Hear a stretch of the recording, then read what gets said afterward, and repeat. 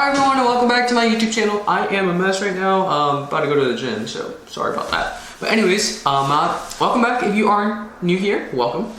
Today I'll be talking a little bit about my day as a quinceañera photographer at an actual event and how I prepare for that prior to the event itself, at the actual reception, at the mass, at the park, packing up, all sorts of different things. Hopefully I'm able to provide you with some new tips and tricks of how I prepare.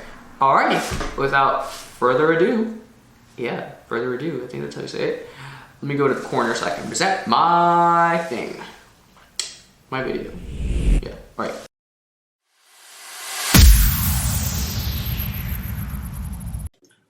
Okay, and welcome. Hopefully you can see me. I'm down here in the corner.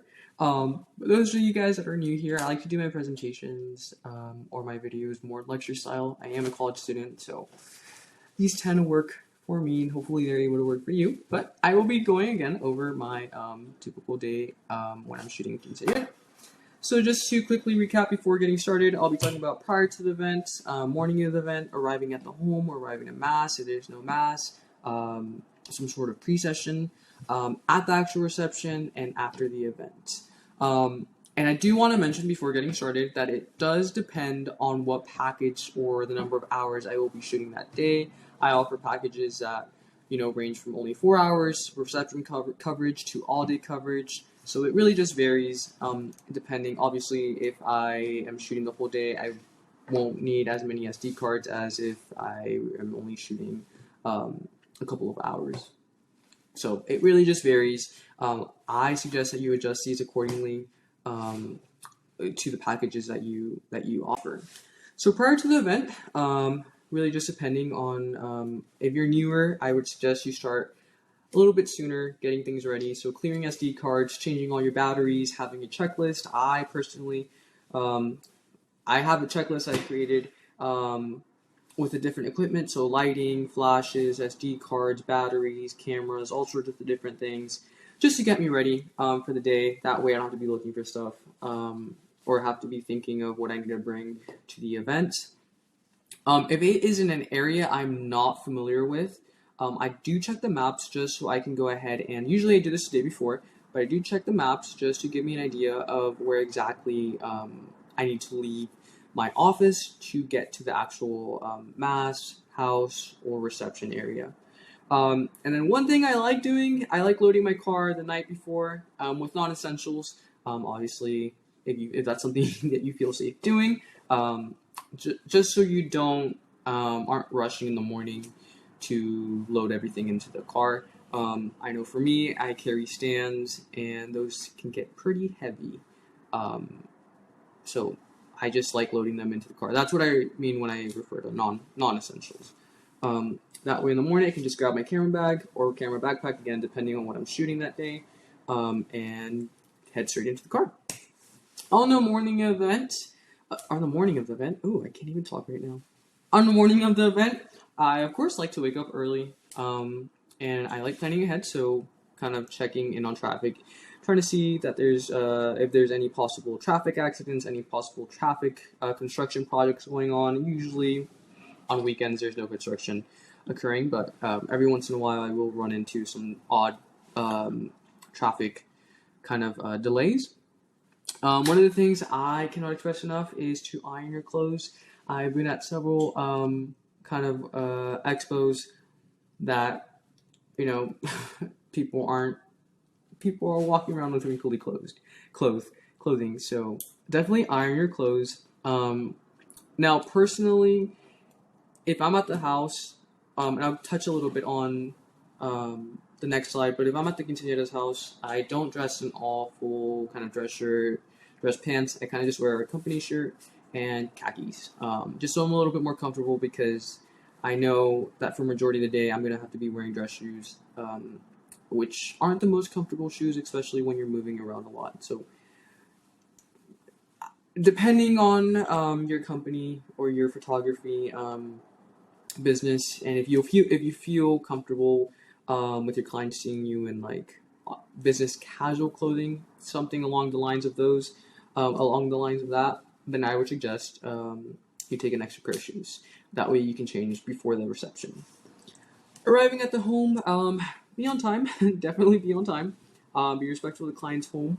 Um, I personally, I start with taking detail shots. So usually, most of the time, quinceañeras have the dress laid out on the bed. They have the tiaras, the necklaces, the high heels, all sorts of things. So I start with those shots first. Afterwards, um, the quinceañera will then change, and then I start photographing her coming out, hugging with her family, with her mom, dad, brother, sisters. Um, Now, on that fourth bullet point, I put if requested. Sometimes moms, in particular, don't want to take pictures with their daughters because they're not fully ready. Um, so if the family's okay with it, and if time permits, then I highly suggest you take some photos of the family within their family home. And also, I know this is a pretty obvious one, but don't leave before the quinceañera. If the quinceañera is going on a party bus or something like that, definitely wait for the party bus to leave, and then you can go ahead and follow or meet them wherever you need to meet them. Um, Another thing I do want to say is that sometimes I have had requests from quinceañera's parents or guardians if I could go on the party bus or the limo, depending on what they rented that particular day. I would say it's up to you if you want to do that. Personally, I don't feel comfortable because again, it is a quinceañera, and I'm not 15. And a lot of the time, they are teenagers, so it's kind of weird to have a camera up in their face while they're kind of listening to music. So personally, I don't go on the party bus. If they ask something like that, or if they request for me to go on the party bus, I politely tell them that is not something that I do. So arriving to mass. So if there is a mass, I usually like to get there 1 hour to 30 minutes. That's supposed to say an hour. I set up. Some masses do allow flash. Some churches tell you not to go past a certain point. So really, I like to arrive there early, talk to who's ever in charge, and see exactly what I can and what I can't do. After the mass, I will take family pictures outside. Sometimes they do want to do inside. Really just depends, again, if time permits, depending on your packaging and how you work. If you do it by the hour, most of the time you will have be able to take those pictures, but just keep time in consideration. If it's at the park and there's no mass, there's no need to go to church, there's going to be a lot of walking around, so then, again, I would suggest you bring that second pair of shoes. Bring minimal equipment, so I like bringing my essentials, so like flashes and cameras. And I also carry a wagon. It's very, very helpful. And again, I'm in more comfortable clothing. At the actual reception, usually there is a break in between the actual reception and before the mass. So most of the time, I will grab something to eat if time allows me to do that. But at the actual reception, I arrive an hour before the quinceañera, before her entrance. Set up flashes, any sort of LED lights. If I'm not familiar with the particular venue, I will put extra lights. I remote control them, so it's a little bit easier to turn them on or off. Then I film the entrance, and from filming the entrance to when the valse actually starts, or the whole program actually starts, there's a couple of hours. Now, this is kind of when some people have questions whether or not you should record the people eating. Personally, I don't. I kind of put myself in the position of a party goer or a guest at the quinceañera. I do not want to be filmed devouring food. So I do not film people eating. I will maybe do some detail shots of the cake, kind of take pictures. Once everybody's done eating, then I will take pictures of the guests with the quinceañera.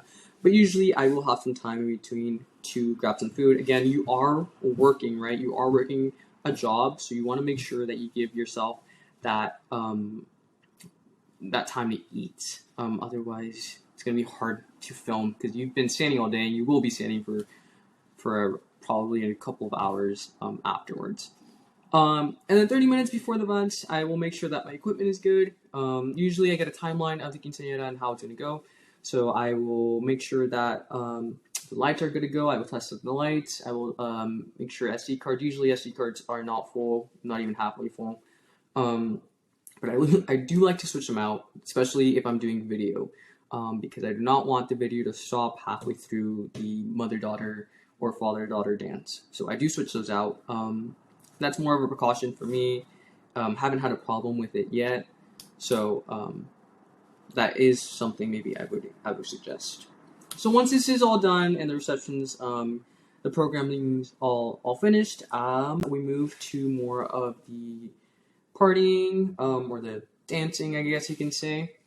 So my specific packaging does allow for some of that recording of the people dancing to be included in the final video. But beforehand, I'm packing everything that I don't need anymore. So for a lot of the like dancing videos or the dancing aspect of it, I don't need LED lighting. Kind of just throws the party off. So I will put that away. I do have somebody still with me filming and taking pictures, but I use that checklist from the beginning to pack my equipment. From there, I will load everything into the car.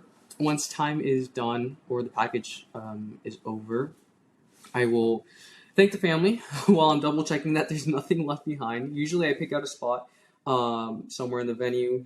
I do have my stuff locked up, so I make sure that I don't leave it out in the open. So I do maintain an eye on it throughout the day too.